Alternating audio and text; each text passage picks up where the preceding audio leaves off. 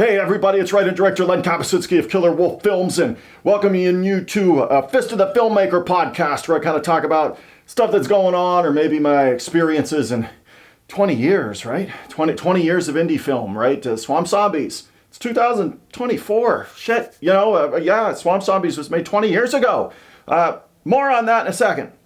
But first off, for everybody watching on Patreon, thank you so much. That is the very best way to support my works, whether it's past, present, future. All my films are on my Patreon, podcasts, guest spots that I do for other, podcasting shows and stuff like that. They're all on my Patreon. It's patreon.com/killerwolffilms. It's only $2. $5, I'll send you a poster. If you want me to ruin it with an autograph, I'll do that. Just let me know. It's got to be within the U.S. Kind of thing, but outside the U.S. you can message me kind of thing. But postage can get a little crazy when we're shipping out of the country, continental U.S. kind of thing. So, anyways, patreon.com/killerwolffilms, the best way to support my works. So thank you so much. If you're watching this on YouTube, thank you as well. Subscribe to the channel. It's At The Real Len K is my new channel after my old one I told you got canceled several months back there. YouTube had canceled me. I guess when Google purchased it, they got mad at some of my videos that were up for my fans. There might be a boob in them, perhaps. I don't know. Anyways, they canceled me kind of thing, even though they were unlisted, that kind of stuff. YouTube, Google, hey, whatever. So today's episode is more about giving you some updates, especially those that I just talked about that are Patreon members. I have recently worked in conjunction with the Salty Nerd podcast, and they have been basically, upscaling my older. Sorry, I'm 50 years old, so I'm getting caught up a little bit. You know what I'm saying? I started on mini DV tape, so. Anyways, yeah, they have been upscaling some of my older works, and we're talking about Swamp Zombies, we're talking about Curse of the Wolf, we're talking about Fist of the Vampire, Wendigo, Bound by Blood, and all those kinds of films, and also Angel of Reckoning and stuff like that. So, and Angel of Reckoning is HD, so maybe you see an upscaled 4K version of Angel of Reckoning. These will all be made available on Patreon to see first. From there, I would work on closed captioning these older films, because none of them right now are available on like the Tubi TVs of the world. And that's really become a standard, right? I mean, somebody chime in the comments of YouTube or Patreon if I'm wrong. I mean, Tubi has really become a big grounds for indie cinema, especially micro-budget indie cinema. That being said, just like in the old days when I signed Swamp Zombies and Curse of the Wolf and Fist of the Vampire all with the old Brain Damage Films label, they'll kind of let you sink or swim depending on the quality of your work, because they were just signing everything out there, it seemed like, right? If something sticks and you get, out in Best Buy or Walmarts or, Kmart's and things like that. I had several of my films for whatever reason. Kmart, loved my stuff for whatever reason. So, Kmart had Curse of the Wolf and, those, Fist and stuff like that. But so did Walmart when they would come to like Halloween time. You'd see those 4-packs and stuff by I want to say it's Echo Bridge that did those. I might be wrong there, but I think it's Echo Bridge that got famous for, got known for doing those 8-packs and 12-packs and all those kind of movies. And they're so compressed, the versions that are on there. They're really not great quality, especially for micro-budget stuff that gets on those multi-packs. They really crunch it down on those discs, and it doesn't look so good. So believe me, I've heard it. I've got the Curse on the 4-pack, and I can't see anything. I'm like, yeah, but you might not have been able to see anything before, but now you really can't see anything. But rest assured, coming, as I mentioned, upscaled versions of a lot of the films. So that'll be coming soon, and I think it'll be just kind of as we go along throughout the year. I've done how many films? 16, 17 movies now. Whatever it is. Probably like one a month you'll see popping up on Patreon throughout the rest of the year here at least. So I'm not sure what we're going to start with, but I'm thinking, maybe Fist of the Vampire is what we'll start with. Then, like I said, I've got to work on the closed captioning and stuff like that. I never leave that to distributors to do, really. I just kind of do it myself at times, and I did in the past anyways. I did it a bunch of times on my own, just through VideoPad and those kinds of programs. You just... you save an SRT file, and there's your closed captioning file that Amazon's going to want, or Tubi's going to want, or those places. So yeah, I think in terms of trying to pitch it off to a distributor. I do believe Fist of the Vampire will be up first.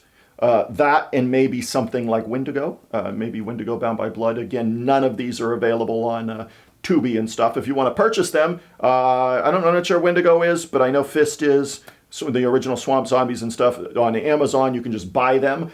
You would be buying them for me because I put them there. So that's not from the old Brain Damage Films or Maxim Media or whatever the subsidiaries, Midnight Releasing. All those are the same, company kind of thing. So, but yeah, maybe not. Maybe it'll be Curse of the Wolf and Fist, but definitely maybe it's Swamp Zombies 1. It'll definitely be some combination of the first 3 movies I've done kind of thing. So yeah, and going back, Swamp Zombies 1 was shot on the old Canon GL2 camera, mini DV, not HD, obviously, but it was a good camera, just not a great cinematic camera, when you're trying to make a movie. So I remember back in the day, I don't know if I got other, micro-budget indie filmmakers that watched this kind of thing or did things back then, but the big thing was having a film look to your project. And what I mean is they put that in post. They would run it through their editing, whatever software, and try to add some grain and things like that and try to mimic that 24p look, those frames per second kind of thing. So, so Brain Damage Films put it through there, and it's still, looks like Swamp Zombies to me, or did, and you can see that on the old Brain Damage DVD for that film. But they gave me some really killer artwork for that movie, so I can't complain too much about that. The artwork, the DVD sleeve and stuff was really cool, I thought. But that'll get it. The upscaling, I got my rights back to those movies several years ago, and I had an eBay store up maybe 5-6 years ago or so where I would sell, new versions of Swamp Zombies. That's where you get like the 87-minute version or whatever it is, on that re-release from me. But yeah, they were cool about it. I got my rights back, almost 10 years ago probably. And that would have been all the stuff I had on the Brain Damage Maxim Media stuff. I think technically Wendigo, or Bound by Blood Wendigo, that was on the Midnight Releasing label through them. So, I got that, and Curse and Fist and Swamp Zombies 1 and stuff. I got all those rights back a long time ago. So now, after I close caption these films, I think you'll see them pop up on Tubi and stuff like that. But you should watch them on Patreon, that's all I'm saying. But you'll see them more get out there a little bit, I think. And I think, deservedly so. I think they deserve it. A lot of hard work went into those. I mean, a ridiculous amount of hard work and people. I mean, the original Swamp Zombies probably had 60 people that were involved in that film, and crazy to think about because I would never do it that way again. But not that I wouldn't have a cast of 60 people, but you know what I'm saying, just the way we did things, we didn't know any better, I was learning from Chris Watson, the director and writer of a film called Zombiegeddon, and he did it smart. He filmed all of his shit in hotels, and most of his stuff in hotels around conventions, and got all these, indie horror, but at once, names, Bob Zadar's in it for Maniac Cop, Tom Savini's in it, Brink Stevens is in it. I mean, it's a who's who list of these kinds of horror, pretty much icons, I think you could say, right? Linnea Quigley, she's an icon of horror, right? Trash.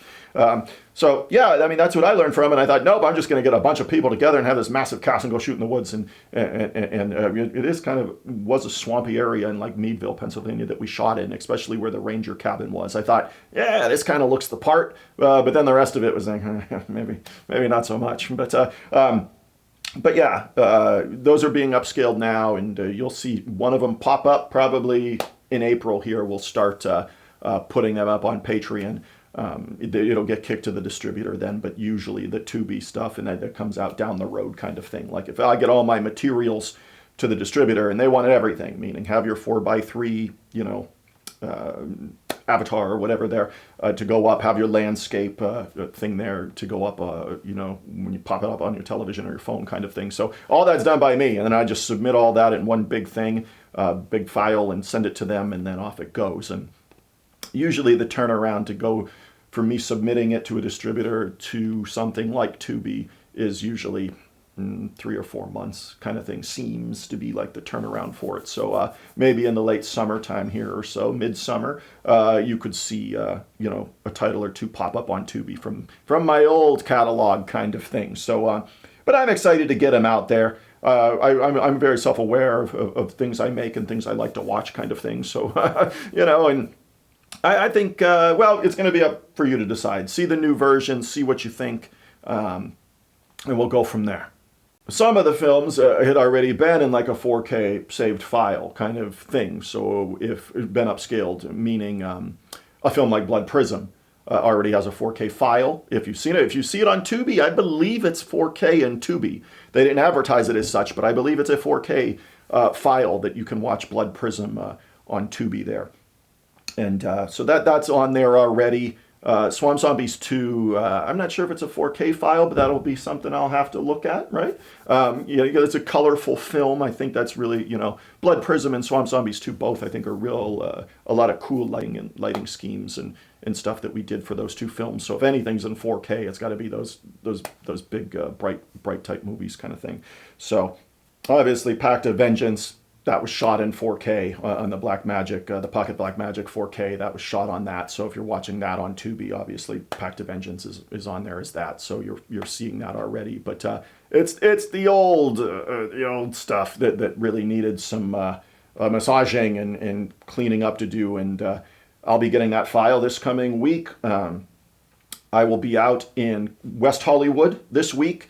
I don't got a lot of free time, so it's not really it'll be fun, don't get me wrong, but it's not really, it's not a party trip for Len kind of thing. It's all business. I'll be meeting with different filmmakers when I'm out there, whether it's Monty Light, who directed the movie Space, that you'll see me with a tiny, tiny cameo if you look hard enough. So, I'll meet with him out there. There were some people interested in maybe resurrecting a Rock and Roll Nightmare reboot or something of that nature. So that might be possible.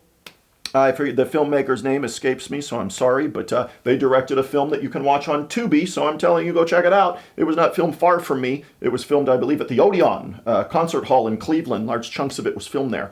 The name of the movie is Death Metal, so if you go to Tubi and look up Death Metal, I'm sure you'll find it pretty quickly. But anyways, that director is somebody that lives in California but came to Cleveland to film that film, to make that movie, and I might talk with him while I'm out there. He's kind of him and Jesse D'Angelo, whose dad basically did, Rock and Roll Nightmare and Zombie Nightmare, Black Roses, those pictures.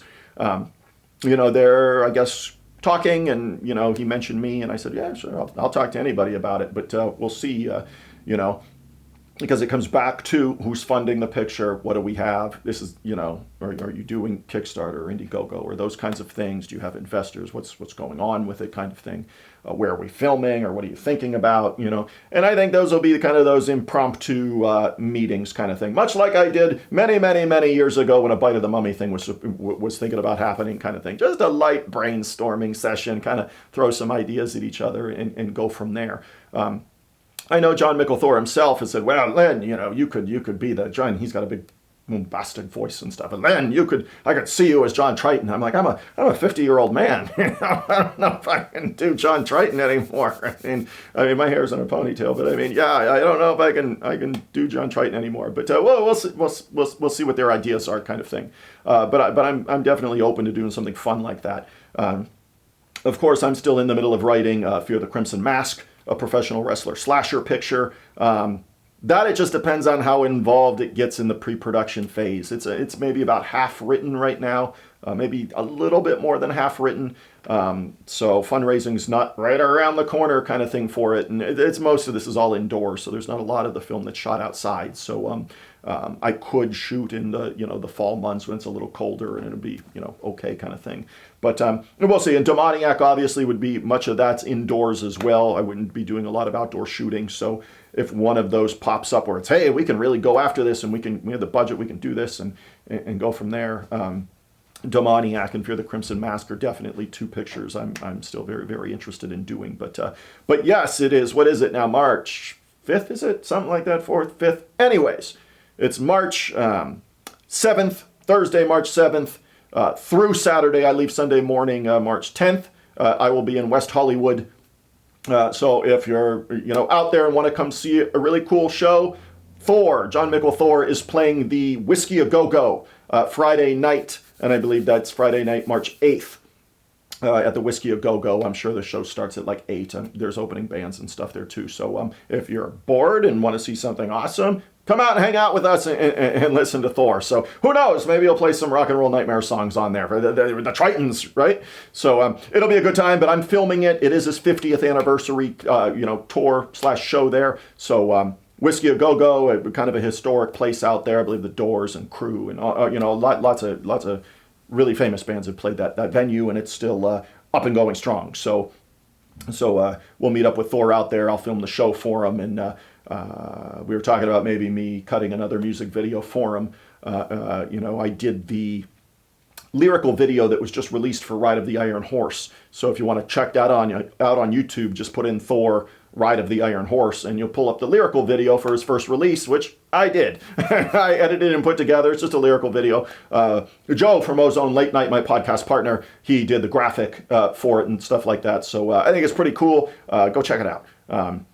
That's coming this weekend. I'll be out there, so I won't have a ton of free time. So if you said, man, let's hang out and go to breakfast or whatever, I probably can't. But who knows? Just message me, whether it's on Patreon or YouTube or X, message me there and things. But I'll be out there during those dates, so kind of thing. So go hang out, shoot pool, something like that.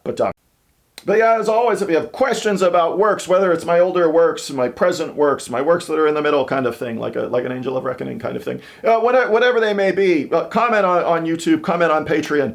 Maybe I'll do an episode where I just answer questions, kind of thing from fans. I hate the term fans, but just people that watch my stuff. So if you have questions about my stuff, ask me, and I'll put them on a future episode here. But yeah, the big thing update with this episode is the upscaling of a lot of my films, especially my older films. So hopefully you'll see them soon, and they'll be cleaned up a bit. Like I said, the best way to see them first, patreon.com/KillerWolfFilms.